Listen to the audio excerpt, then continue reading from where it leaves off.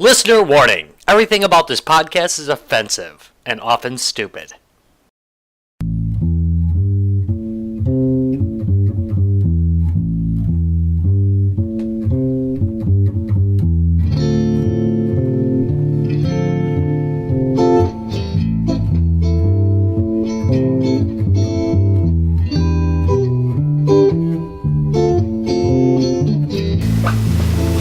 Live from the fashionable north side of Racine, Wisconsin, it's a low-effort podcast. Guys, games, and beer! Yay! Wow, really low effort this evening, guys. All right.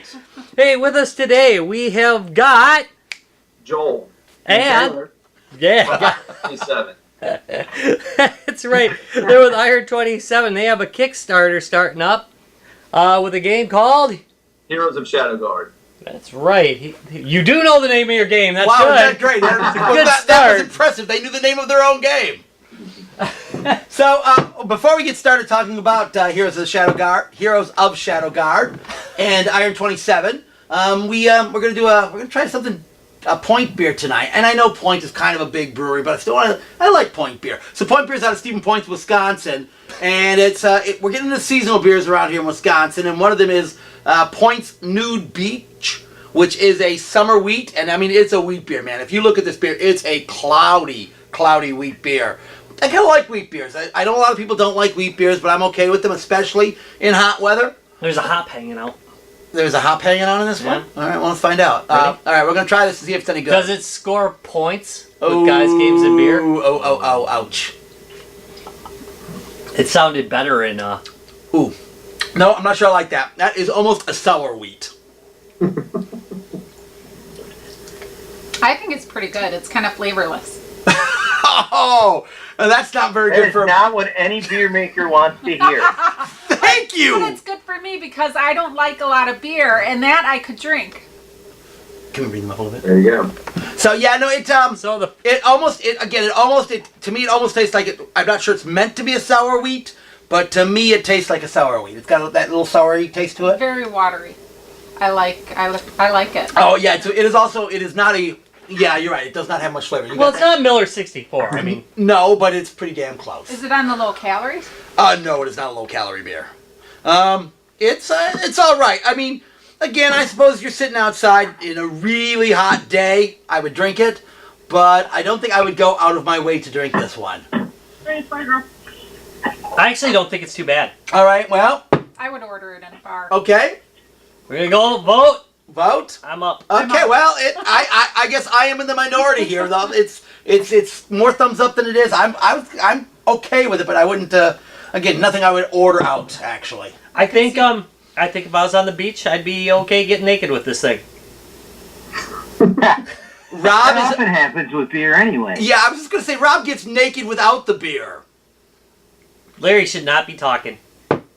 Yeah. Oh, yeah. Speaking of which, Larry, who was it who decided Saturday was gonna be shirtless Saturday at the campground? That just seems like a reasonable move. No, not necessarily. Actually, it's Long Island iced teas make Larry take his shirt off. Oh, that's what that was. Is that what that was? Man, that was Yeah, kind of that does happen. That did happen. We were supposed to record an episode on Saturday, and that did not go so hot. Well, I'll be glad it didn't because there was a way too much flesh showing. Oh, it would have been beautiful. Okay, so, I guess what we probably should get to is what we're really here to do tonight, besides drink, well, no, we're here to drink beer. But while we're drinking beer, we are going to talk to the guys from Iron 27 and ask them about their new game called... Heroes of Shadowguard. All right, so gentlemen, give us the synopsis of Heroes of Shadowguard.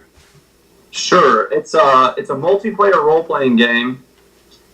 And the big thing that we're doing with it's a dungeon crawling game, but the big thing that we're trying to be different with is allowing players to design their own dungeons.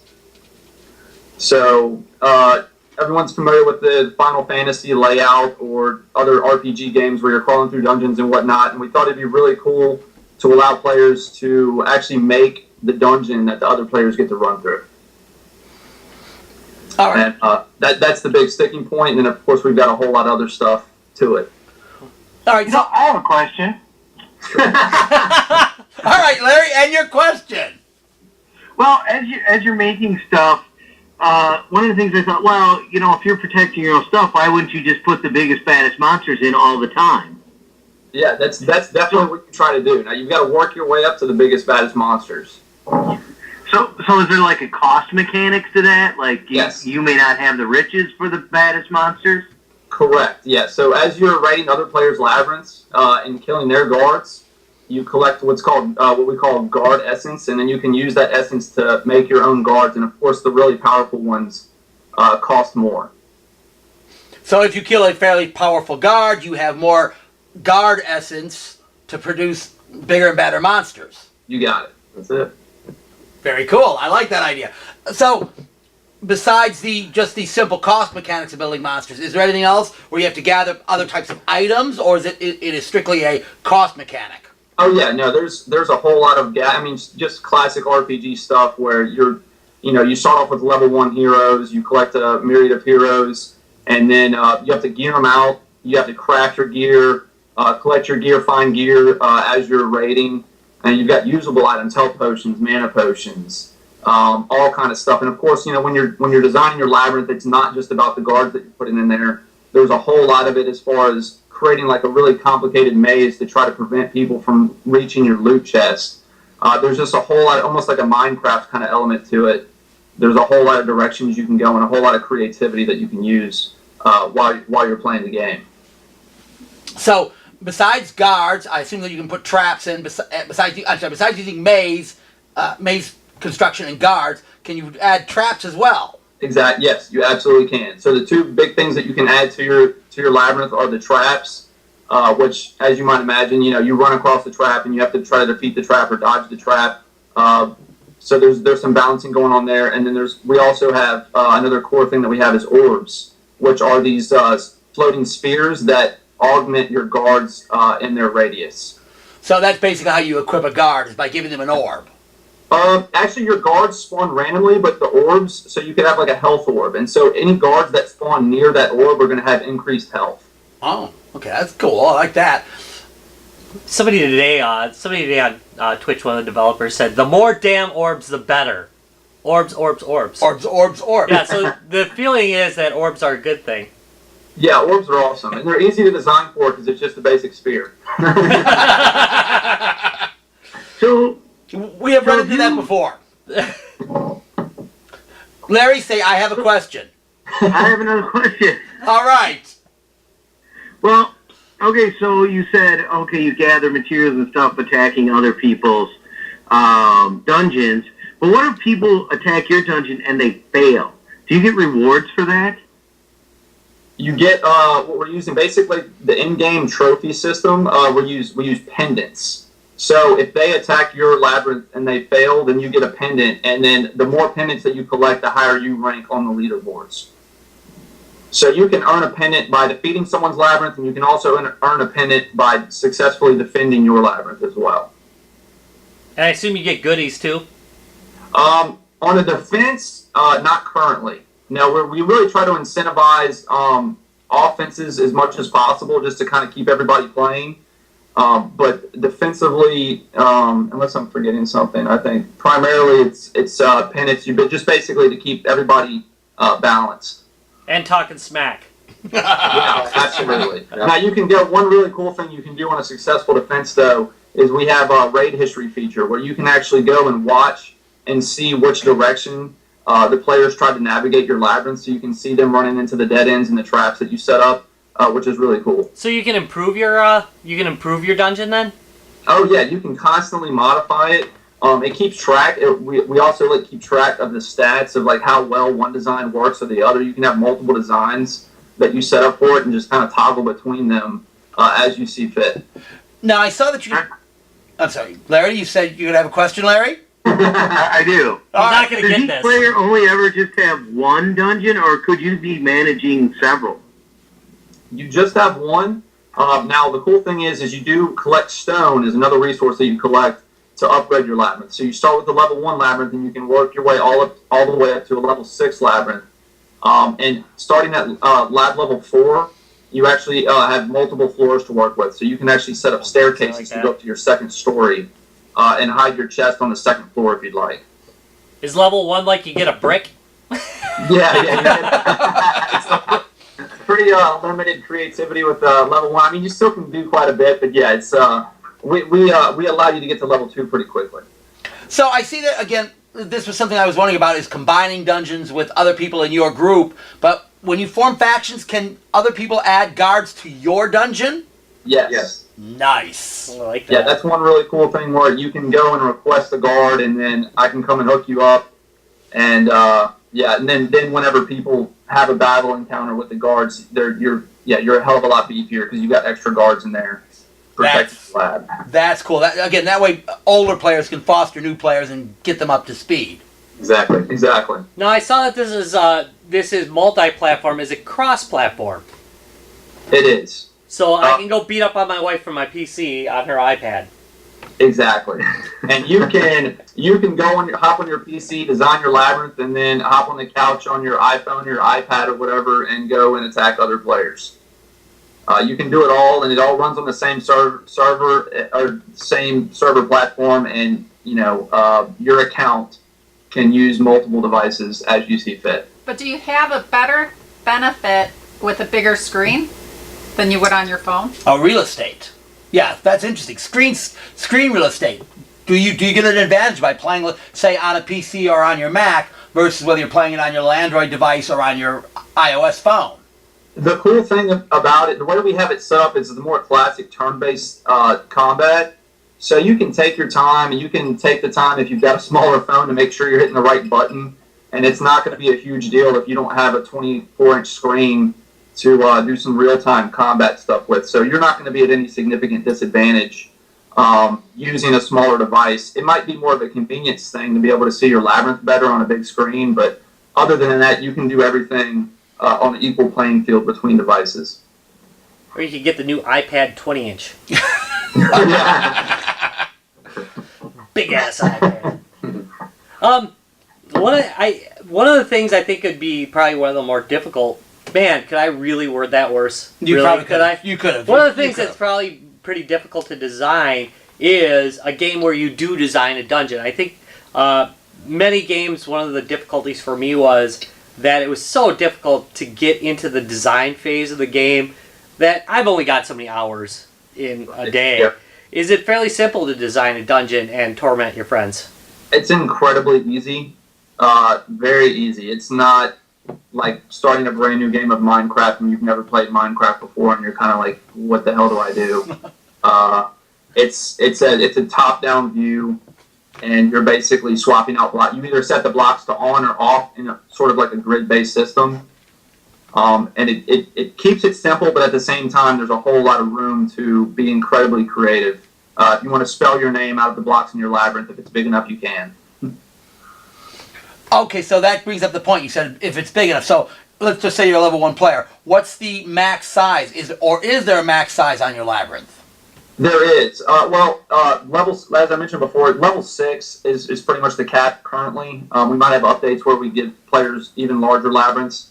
But starting at level 1, I want to say the grid, off the top of my head, I want to say is like a 9x8 or a 10x9, something around there. So you have 90 blocks that you can turn on or off. Right. Based on what you want to do. But even in the smallest one, like I said, you go to lab level 2 pretty damn quick. You still can do quite a bit with just the 90 blocks in terms of trying to make people get lost in your labyrinth. So is there a harder level? Because you said you get to level 2 pretty quick. Is there a level that people might get stuck on? Well, it's since we're playing both sides of the game, it's kind of interesting. So you have your labyrinth is level 1 through 6, but your characters, your heroes, they start at level 1, but can actually go all the way up to level 60. And there's typically, multiply by 10, and that's about where you should be. So if you have level 30 heroes, more than likely you're rating a level 3 labyrinth. And you should be fine. But if you go take on a level 6 labyrinth and all your heroes are sitting at level 15, you're probably going to die. Okay. Can you, if you are let's just say you're interested in just playing the hero one, do you have to build a labyrinth? Can you just play a hero? Yeah. So you collect several. You collect over a dozen heroes actually, and typically you're going to be using 3 of them at once. So turn-based system, think like Final Fantasy, some of the other RPGs. You take turns in between the heroes. You can, if you want to just play the campaign, or you want to just be the offensive part of multiplayer, you can. But your labyrinth will be there for other players to attack regardless. So you want to at least get your lab designed before you strictly focus on more of an offensive approach. Okay, and the labyrinth is basically where you're hiding your treasure and where it's basically your holding area for whatever your goodies are. Okay. Make sure to hold your goodies there, Tom. I'm holding my goodies extra tight. I have a question. Yes, Larry. How easy is it to find other people's labyrinths? It's a couple touches. You hit the attack button, then you hit Conquest, and it's going to show you 3 different people that you can attack. It'll show you the guards that they have equipped. It won't show you any of their design, obviously. And if you're not happy with those 3, you just hit search again, and it'll show you another 3. What if I just want to find my friends? You don't have any friends, Larry? We have. Well, if I did have friends. If you wanted to find your friends, we have friend functionality to chat or send them messages or whatnot. But you can also, if you wanted to just have a custom match, we have that, which is really cool. That's a big thing a lot of streamers have been asking us for. You can challenge a specific person or a specific group of people to see if they can take on your labyrinth. And you take theirs on, and then there's a score system, and you see who's the best. Tom just exploded. I did just kind of beep. So yeah, if you wanted to, challenge Rob to a duel, you could design the labyrinth, he could design his, and then y'all would take each other's lab on. Yeah, we have a grudge match going, so. Yeah. But Larry cheats at everything, so he'll figure some way to cheat at this game as well.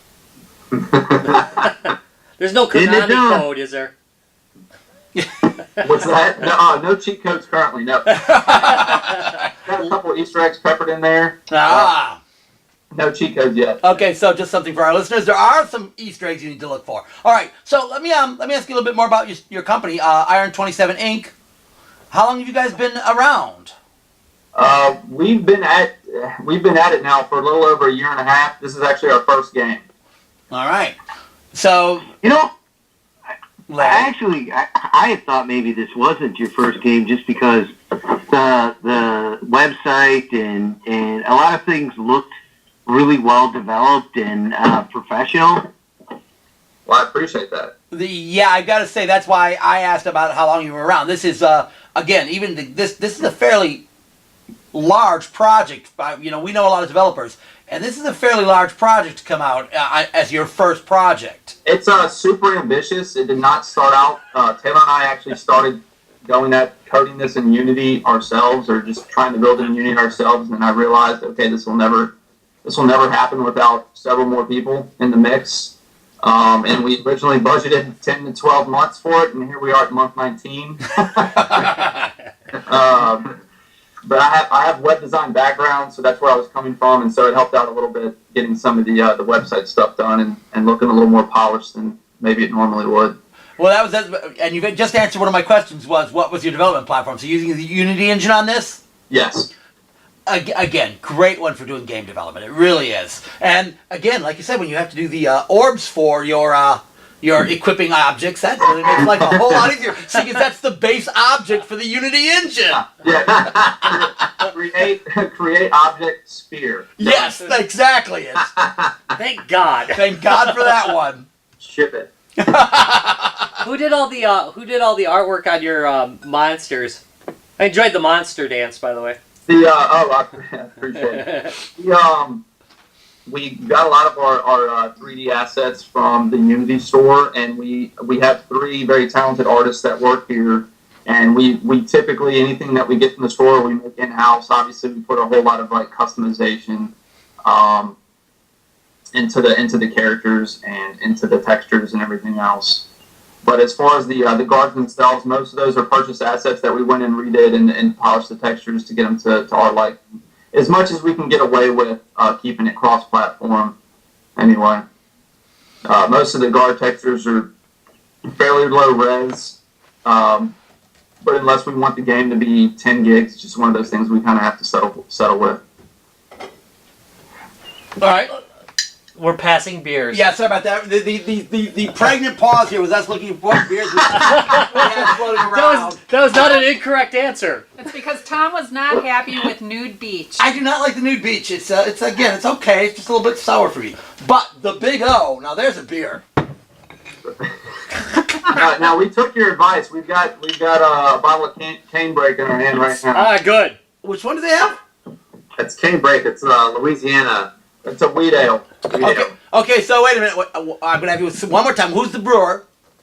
It's Paris Brewing Co. Okay, Paris Brewing Co. Are they local to you guys? Yeah, Louisiana. Well, Louisiana's a big state. Are they Are they like a local brewery? Or are they a Louisiana brewery? Hang on. What? Now you did it. Broussard, Louisiana. Broussard. All right. And so one more time. The beer was? Cane break. It's amazing. All right.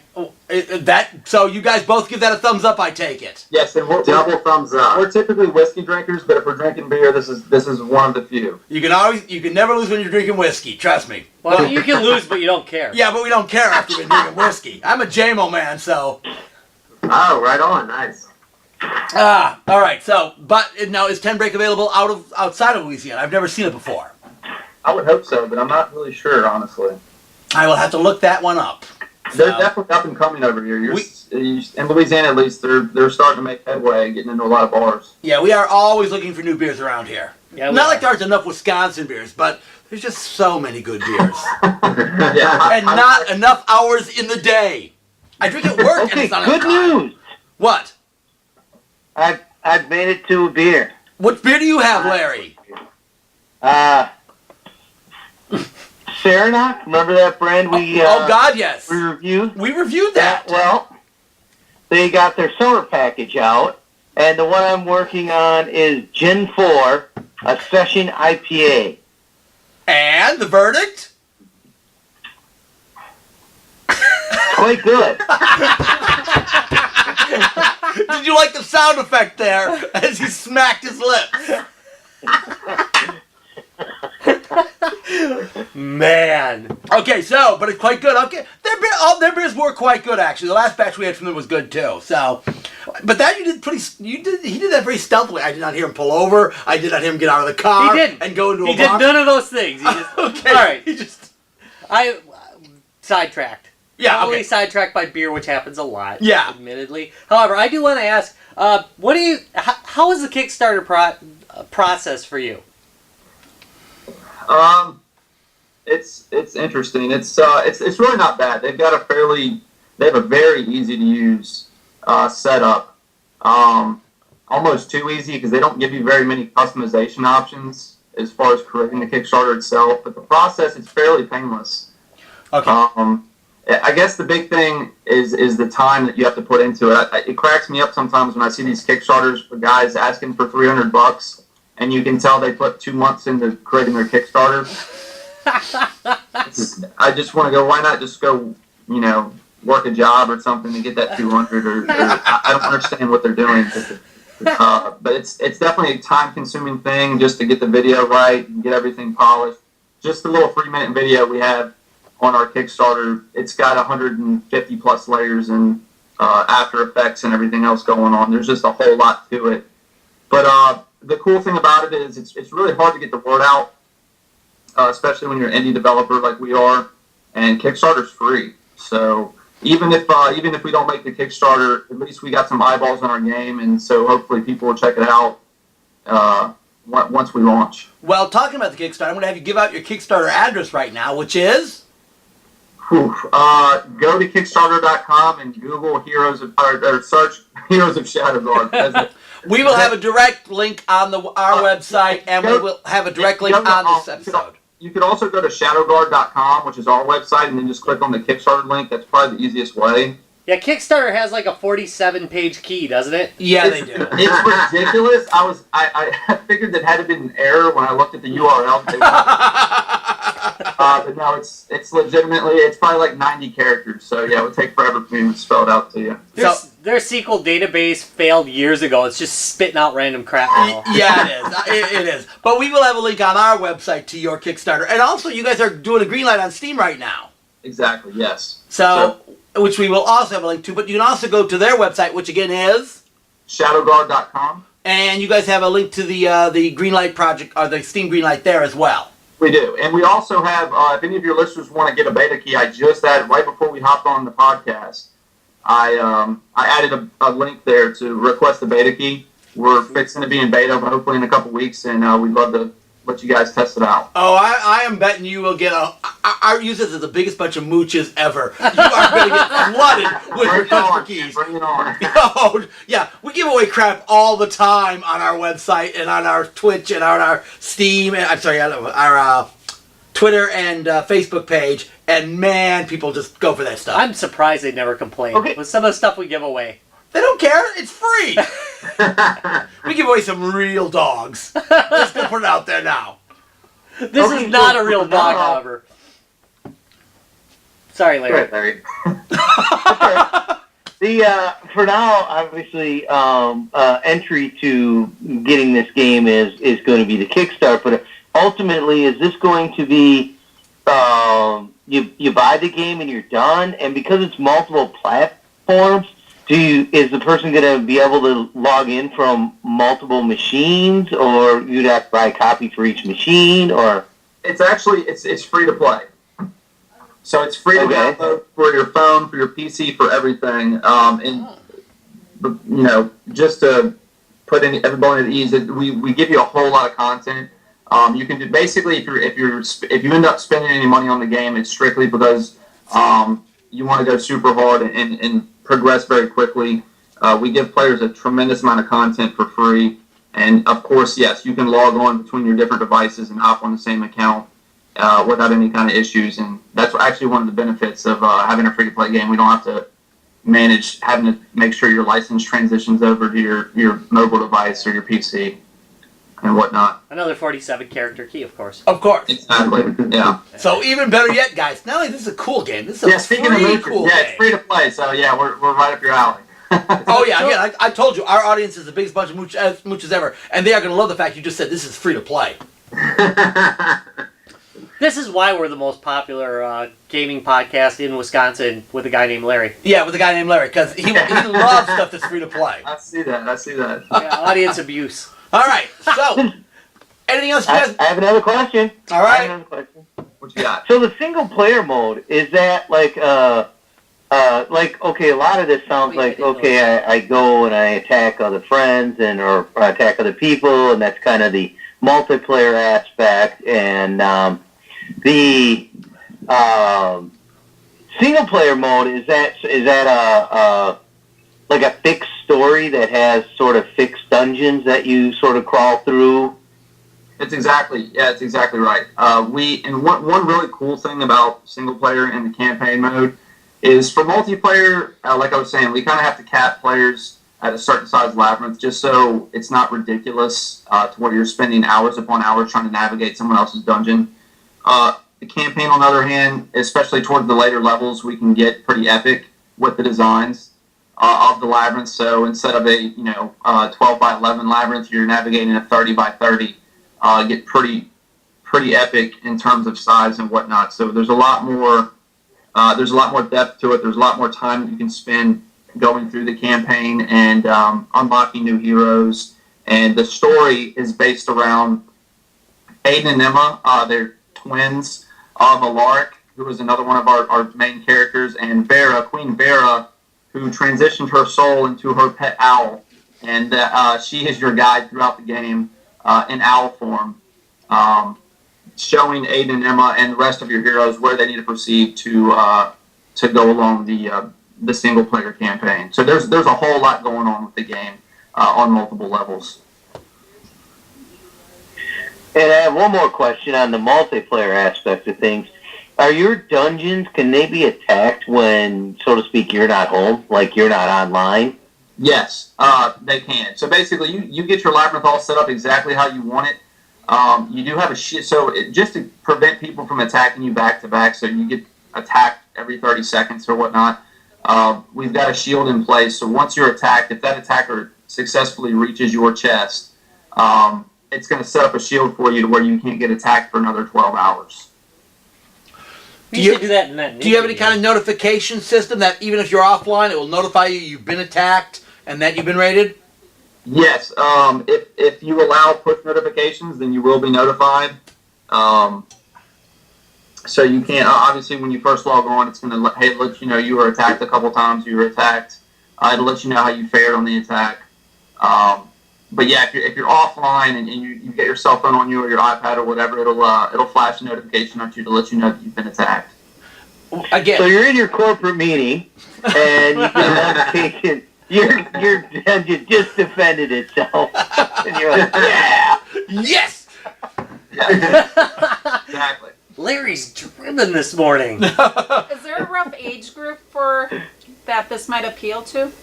You know, the crazy thing is we designed it for like old school Final Fantasy fans, turn-based RPG fans, more like the Super Nintendo, Sega generation. That was really a lot of the inspiration came from a lot of games in that generation. But what's crazy is when we demoed it at PAX and we demo it at the different local expos and whatnot, man, the 6 to 12-year-olds eat it up. I don't know if it's the turn-based combat. I don't know if it's the colors. But, man, the kids, their parents are trying to go to look at another booth, and they can't pry them off of it. It's really something to see. But, no, it's really for people of all ages. We've had people mid to late 30s, 40s, love the game, all the way, obviously, down to grade schoolers. So it's... it's a pretty wide demographic. And unlike Call of Duty, you don't have to quake in your boots when you see the 8-year-olds coming on. Dang straight. Yeah, I know. Those little, they talk so much shit, but they're so good. I hate them. We just quit out, man. It's not even a rage quit. It's just a statistical quit. Yeah. All right, Rob, any other questions for these guys? No, we got the website. You did your job. I did. Thank you. I'm going to do it again. Yes, and I do want to know when's the official release date? It's coming up soon. I know you're. I wanted to make sure we got you in before your Kickstarter ended. Yeah, no, we appreciate it. The going joke at the office is that we're permanently 2 months out.